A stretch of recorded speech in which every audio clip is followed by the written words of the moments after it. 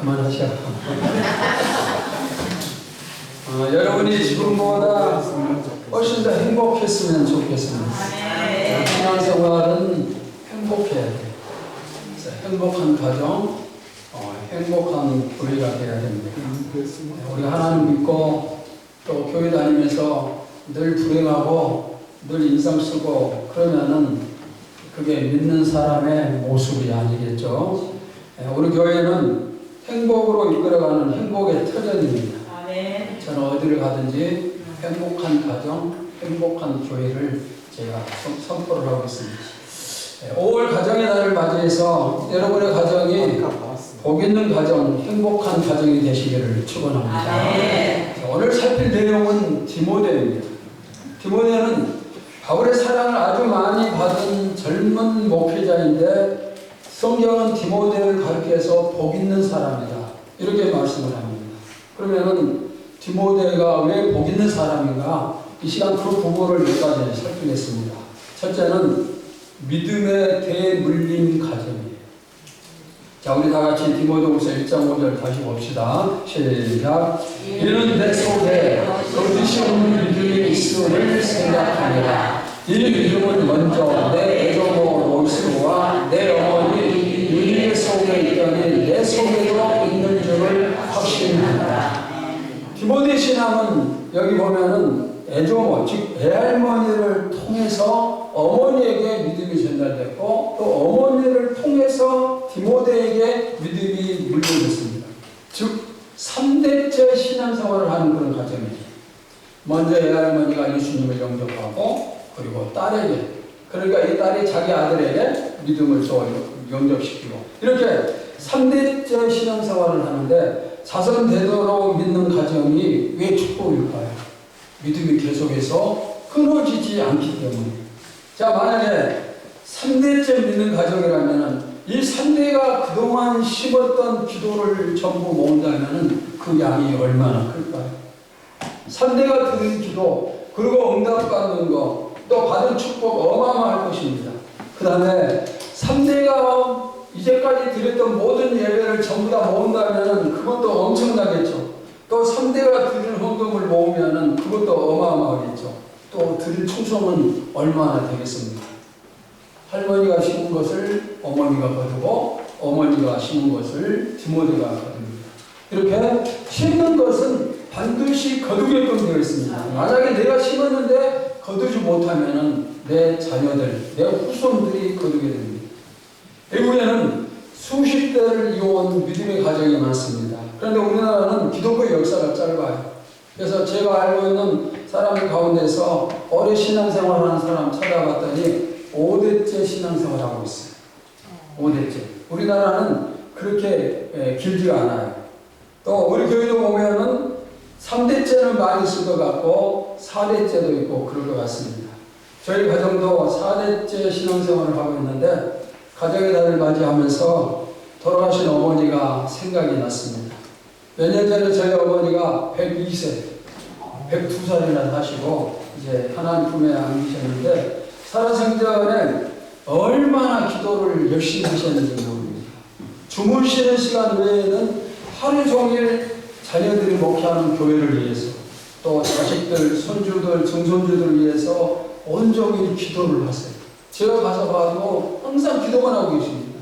화장실 가서도 기도하고 소파에 앉아서도 기도하고 그 결과 자식들 6남매를 포함해서 40여 명의 후손들이 있는데 이 40명 중에서 신앙생활 하지 않는 사람은 한 명도 없어요. 전부 다 열심히. 그리고 후손들 가운데 목사가 6명이 있고 사모, 장로, 권사로 하나님 일을 전부 열심히 하고 있어요. 뭐 때문일까요? 어머니의 기도 덕분이에요. 모든 신앙이 좋은 것은 흔들리지 않고 꾸준히 신앙생활하기 때문에 신앙생활 오래 한 사람들은 시험거리가 오고 문제가 생기고 그래도 묵묵히 자기 자리를 지켜요. 믿음을 지킵니다. 여러분의 믿음이 묵직한 반석과 같기를 바랍니다. 내가 주님만 바라보며 신앙생활하면 흔들릴 이유가 없겠죠. 모태 신앙이나 어릴 적부터 믿은 사람들은 교회를 오래 다니다 보니까 자신도 모르는 사이에 믿음의 훈련이 되어 있습니다. 그래서 그런 사람들은 잘 흔들리잖아요. 물론 뜨겁게 신앙생활 하는 것도 힘들겠지만은 그러나 흔들리지 않아요. 모태 신앙인 가운데 막 뜨거운 사람들도 그렇게 많지는 않은 것 같아요. 그런데 절대로 흔들리지 않아요. 몇 대째 신앙생활하는 가정이라면은 더 든든하겠죠. 예를 들면은 제 아들 이라기의 신앙이 저보다 더 든든할 것이고, 또 이라기가 이제 결혼해서 자식이 나오면은 그 자식은 또 자기 아버지보다 더 든든하겠죠. 이것이 바로 대를 이루어가는 신앙의 정점입니다. 자, 그러면은 디모데가 3대째 믿는 가정이기 때문에 저절로 복을 받은 사람인가? 그건 아니에요. 그가 어릴 적부터 철저히 성경 교육을 받았습니다. 자, 디모데후서 3장 15절을 봅시다. 시작. 또 어려서부터 성경을 알았나니 성경은 그들이 너하여는 그리스도 예수 안에 있는 믿음으로 말미암아 구원에 이르는 지혜가 있게 하느니라. 자, 디모데는 어려서부터 성경을 알았다고 이렇게 말씀하고 있습니다. 그러면 어떻게 알았을까요? 할머니와 어머니로부터 배운 거예요. 유대인의 가족들의 가정교육은 성경을 배우는 일에 많은 시간을 투자를 합니다. 그러니까 성경을 매일매일 배우고 숙제라고 그러기 때문에 성경을 많이 알게 되고, 성경을 많이 아니까 신앙생활을 제대로 하고, 또 신앙생활 제대로 하니까 하나님이 복을 주시고. 여러분, 믿음은 내가 하나님 말씀을 아는 만큼 성장합니다. 그러니까 성경을 내가 많이 알아야 그만큼 내가 믿음에 성장할 수가 있습니다. 여러분에게도 성경 공부가 필요합니다. 또 가운데 성경 공부에 대해서 또 발표하고 또 모집하고 그럴 텐데, 어떤 사람들은 내가 30년, 40년, 50년 교회 다녔는데 더 이상 성경 공부 할 게 뭐가 있느냐, 성경 배울 게 뭐가 있느냐, 이렇게 얘기를 합니다. 그러나 여러분, 40년, 50년 평생을 설교 들었다 한다 할지라도 어떤 사람은 성경 순서도 몰라요. 여러분, 성경 전체가 몇 권입니까? 66권이. 그것도 모를 수 있어요.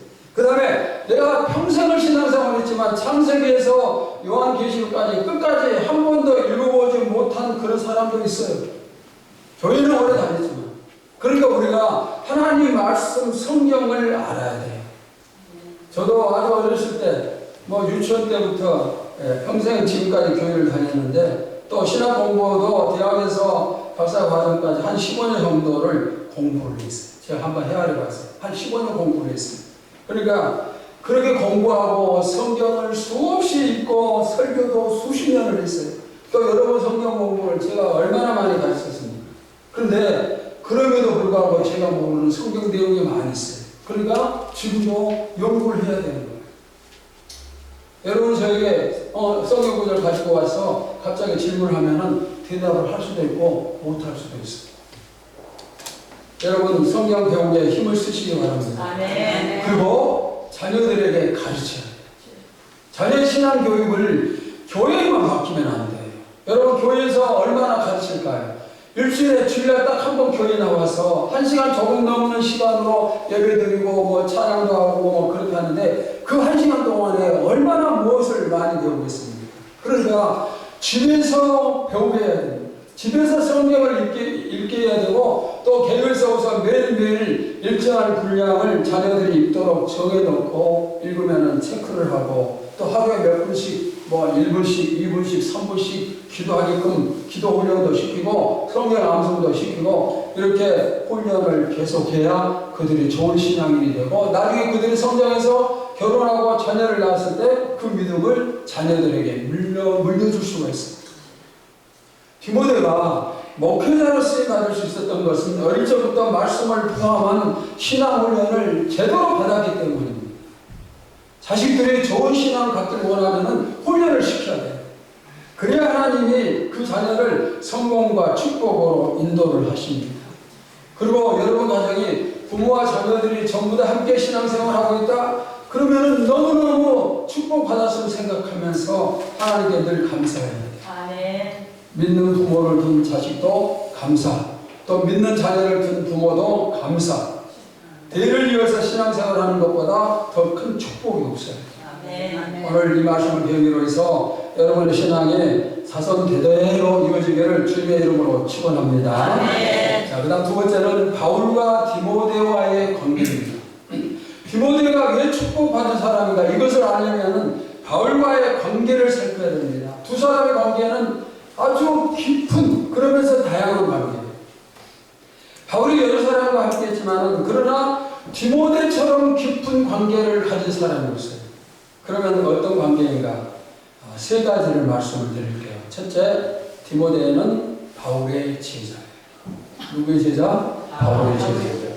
자, 사도행전 16장 1절을 봅시다. 시작. 바울이 도리아 루스드라에 이르되 거기 디모데라는 제자가 있으니 그 어머니는 믿는 유대 여자요 아버지는 헬라인이라. 성경에 보면 바울의 제자들이 많이 있습니다. 그러나 그들 중에서도 디모데의 이름이 가장 중요하게 기록되었습니다. 즉 여러 제자 중에서 가장 중요한 제자가 누구라는 거예요? 디모데가 바울에게 가장 중요한 제자, 즉 바울의 수제자와 같은 사람이에요. 예수님의 수제자가 누굽니까? 베드로. 바울의 수제자는 누구요? 디모데. 그러면 우리 천일교회의 수제자는 누구일까요? 자, 가슴 치면서 나다. 여러분이 수제자 되시기를 바랍니다. 그러면 이루어짐을 믿습니다. 자, 그 다음 두 번째 디모데는 바울의 동력자였습니다. 로마서 16장 21절입니다. 시작.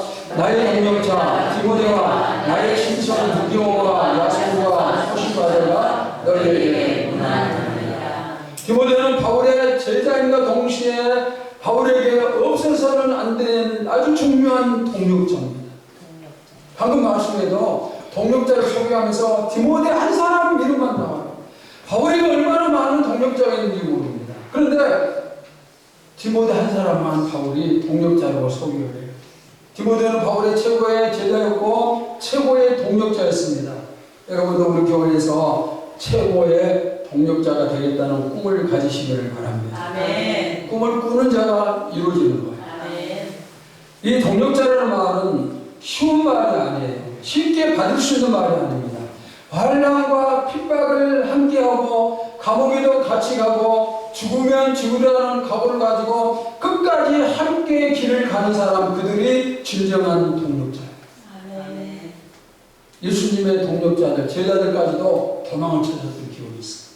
진짜 끝까지 함께하는 게 쉬운 게 아닙니다. 우리는 지금 함께 신앙생활하고 있습니다. 같은 교회 성도로서 함께 예배드리는 관계로서만 끝나는 것이 아니라 이 관계가 동력자의 관계로 발전하시기 바랍니다. 아멘. 저와 여러분이 동력자가 될 때 우리가 주님의 동력자가 되겠죠. 이 시간 동력자의 꿈도 꾸시기를 바랍니다. 아멘. 저의 동력자가 되고 여러분의 옆에 있는 사람의 동력자가 되시고. 아멘. 제가 전에 이런 말씀을 드렸어요. 저와 여러분이 끝까지 함께하자 했습니다. 여러분이 세상을 떠나면 제가 장례 예배를 진례하면서 울어주고, 제가 여러분보다 먼저 떠나는 여러분이 장례식을 찾아서 저를 위해서 울어주라, 이런 말씀을 드렸습니다. 이런 관계가 무슨 관계예요? 동력자. 이런 관계가 진짜 서로 사랑하는 관계입니다. 목사인 저와 성도인 여러분의 관계는 서로 이무랑치하는 그런 관계가 아니에요. 교인들끼리의 관계도 마찬가지로 이익을 취하는 관계가 되면 절대로 안 됩니다. 내 이익을 취하다가 이제 가치가 떨어지면 모른 척하고 그리고 무관심하고 이런 관계가 되어서는 안 돼요. 해병대원들이 하는 말이 있어요. 한 번 해병은 뭐라? 영원한 해병이다. 이 말이 있는 것처럼 저도 여러분들을 그렇게 생각을 합니다. 우리 교회도 수많은 사람이 왔다가 떠났어요. 근데 저는 우리 교회에 떠난 사람들을 위해서 수년 동안 기도를 해요. 수년이 지나도 기도를 해주고 있습니다. 얼마 전에도 우리 교회를 떠난 성도 한 사람을 길거리에서 만났어요. 그래서 제가 인사하면서 당신을 위해서 지금도 내가 기도하고 있습니다. 그리고 그 집 애들 이름까지 제가 부르면서 기도하고 있다고 얘기했더니 이분이 깜짝 놀랐어요. 그리고 금요일 철학 기도에 계속 나와서 같이 기도하고 있어요. 여러분과 저의 관계, 또 여러분끼리의 서로의 관계가 항상 무슨 관계? 함께하는 동력자의 관계가 되기를 소원합니다. 아멘. 우리 모두 다 천국까지 함께하기를 간절히 소원합니다. 아멘. 그를 위해서 찬양 한잔 하도록 합시다. 함께 갑시다. 내 아버지 집 아는 같이 찬양합시다. 함께 갑시다. 내 아버지 집, 내 아버지 집, 내 아버지 집, 함께 갑시다. 내 아버지 집, 천대 사랑 있는 곳. 아멘. 요즘 세상은 우리 세상 아니에요. 여러분이 너무나 잘 알고 있어요. 나에게 이익이 되면 옆에 두고, 그 다음에 이제 이익의 가치가 없으면 그냥 떠나고. 그러나 우리는 그러면 안 돼요. 세상은 영리한 여우처럼 행동하지만 우리는 미련한 곰같이 행동을 해요. 내가 이 일을 하면 손해본다. 그걸 알면서도 묵묵히 그 길을 가는 사람이 하나님이 원하시는 사람이에요. 아멘. 제가 나이가 많아지면서 힘이 떨어지고 여러분이 설교에 은혜받지 못하고 그런다고 했을 때 그럼에도 불구하고 끝까지 곁을 지켜주는 사람이 될 수 있기를 바랍니다. 아멘. 목사님 이제 끝났어. 그게 아니라 그래도 끝까지 이게 뭐예요? 동력자예요. 아멘. 바울과 디모데가 그런 관계에 있습니다. 여러분끼리도 서로 지켜주는 관계가 되기를 바랍니다. 아멘. 바울이 감옥에 갇혔습니다. 이제 머리 하나서 그의 삶이 끝납니다. 순교를 합니다. 그러다 바울 곁에 있던 많은 사람들이 바울을 버리고 떠났습니다. 제자들이 떠나고 동역자들이 떠났습니다. 바울의 저들기 때에는 바울에게 얻을 게 많아요. 바울을 통해서 받을 게 너무너무 많았습니다. 그러나 지금은 감옥에 갇혔어요. 그리고 머리 하나 이제 순교를 당합니다. 이럴 때 바울 곁에 있다면은 감옥 수발도 드려야 되고 뒷받침을 해야 되고 요즘 말로 영치금도 넣어주고 면회도 가야 되고 부담이 커집니다. 그리고 바울은 곧 끝나요. 이제는 바울에게 얻을 게 아무것도 없습니다. 곁에 있어야 손해만 볼 뿐입니다. 그래서 너도 나도 다들 바울을 떠나요. 어떻게 보면은 떠나는 그들이 여우처럼 지혜로운 사람들이에요. 하지만 곰처럼 미련하게 바울 곁을 지킬 사람이 있어요. 누군가 디모데와 디도. 두 사람은 끝까지 바울 곁에 섭니다. 그리고 마지막까지 바울의 남은 동력자가 되었어요. 여러분, 우리도 그렇게 되기를 소원합니다. 아멘. 우리 교회가 어느 날 문을 닫는다 그랬을 때 그 마지막 날까지 지켜주는 동력자가 누구일까? 여러분이 나이 들고 병들고 돈도 벌지 못하고 힘도 없고 별 쓸모가 없고 그런 사람이 되었음에도 여러분 옆에 동력자가 있기를 바랍니다. 아멘. 그 다음에 또 여러분들이 그런 동력자가 되어주시기를 바랍니다. 아멘. 그런 모습을 하나님 보셨을 때 얼마나 기뻐하시겠어요. 인천에서 나오는 우리 교회 나오시는 한영희 권사님 지금 몸이 아파서 예배에 나오지 못하고 있는데 지난 목요일 저하고 통화를 했어요. 주변의 교회들이 권사님을 향해서 자기 교회 나오라고 엄청나게 전도를 하는데 전부 다 물리치고 있어요. 내 아들이 천일교회에서 천국에 갔고 내 남편이 천일교회에서 천국 갔는데 내가 어떻게 천일교회를 떠날 수 있냐면서 내가 죽으면은 목사님의 장례식 진례를 받겠다 하면서 매일매일 우리 교회를 해서 기도하고 있다는 말씀을 했어요. 그리고 몸이 조금만 더 좋아지면은 다시 가끔이라도 예배에 참석하겠다 이런 말씀을 했어요. 우리 교회에 이처럼 참 좋은 동력자가 있어요. 그리고 우리 자리에 있는 여러분도 참 좋은 동력자임을 믿습니다. 아멘. 세 번째, 디모데는 바울의 신실한 아들이요 참 아들이었어요.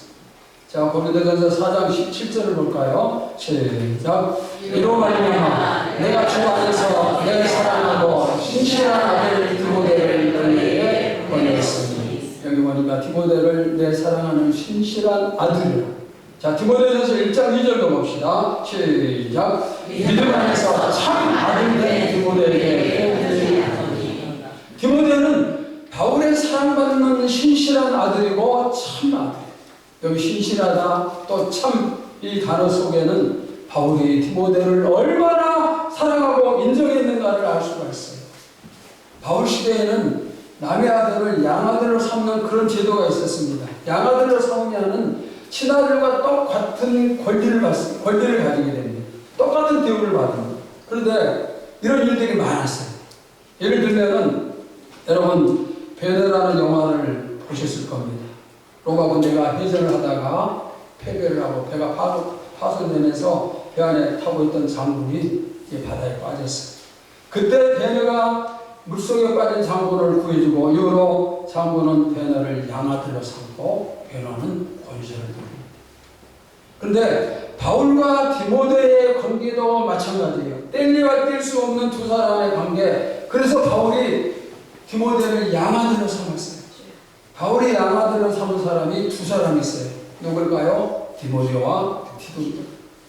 바울에게 친자식 없어요. 그러나 주 안에서 얻은 두 아들이 있고 그 중에 한 사람이 디모데예요. 자, 여러분은 어떻습니까? 여러분이 하나님의 자녀임을 믿습니까? 아멘. 자, 다시 한번 묻습니다. 여러분 하나님의 자녀임을 믿습니까? 아멘. 우리는 하나님의 자녀예요.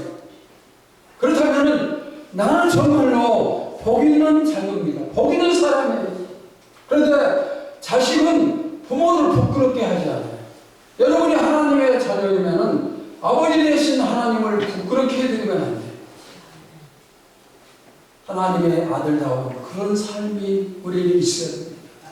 아멘. 하나님이 오늘 우리를 향해서 너는 나의 참 아들이다. 너는 나의 사랑받는 아들이다. 이렇게 말씀하심을 믿습니다. 아멘. 하나님은 여자가 됐든 남자가 됐든 무조건 뭐예요? 아들이라 이렇게 말씀하세요.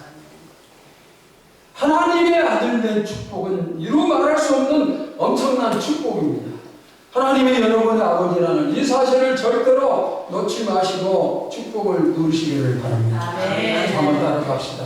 하나님이 나의 아버지십니다. 하나님이 나의 아버지입니다. 이런 말을 따라해라 하려도 하지 않는 사람도 있어요. 복을 잃어버린 사람이 다시 한번 합시다. 나는 하나님의 참 아들입니다.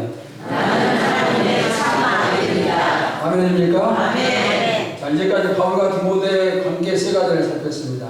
그 다음 세 번째로 목회자로서의 디모데. 목회자.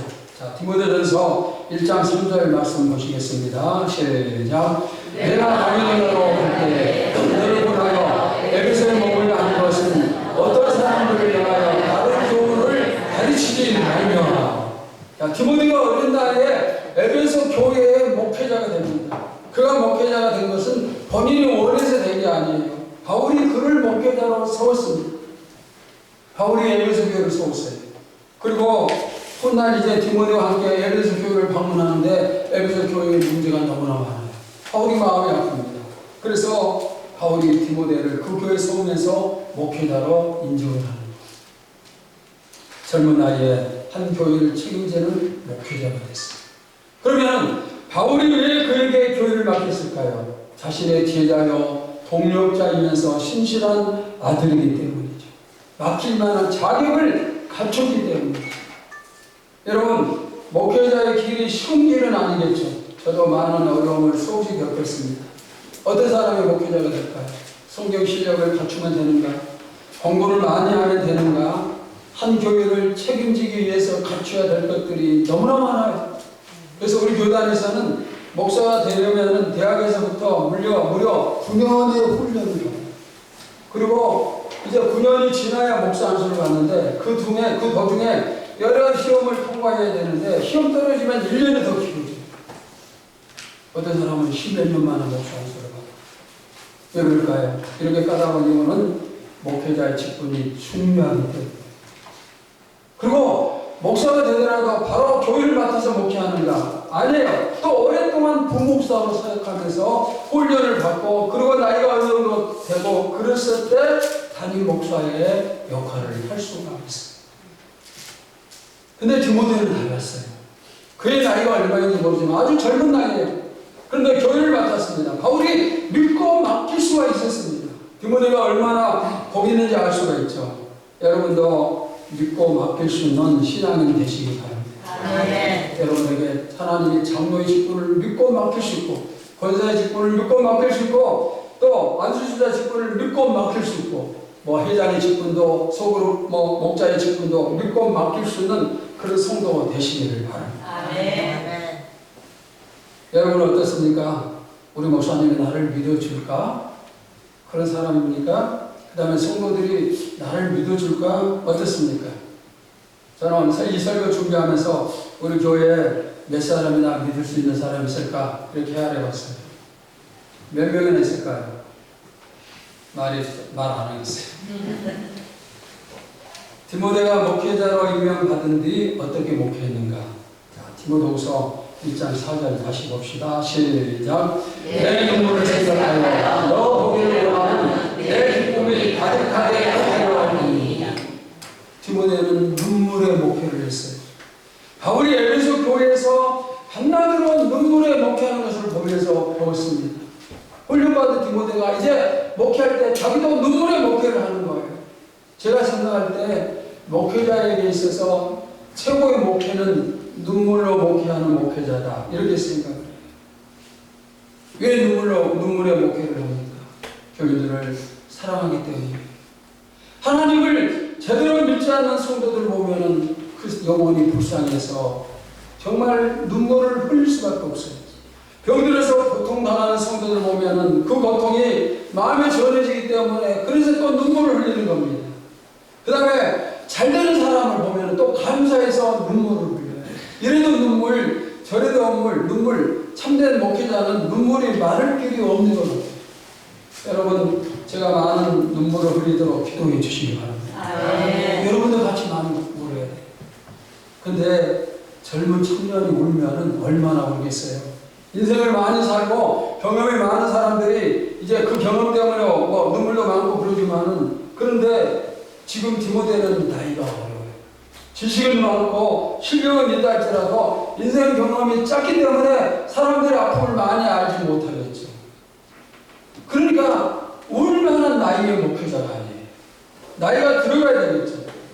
그런데 디모데는 젊은 나이지만 눈물이 있었어요.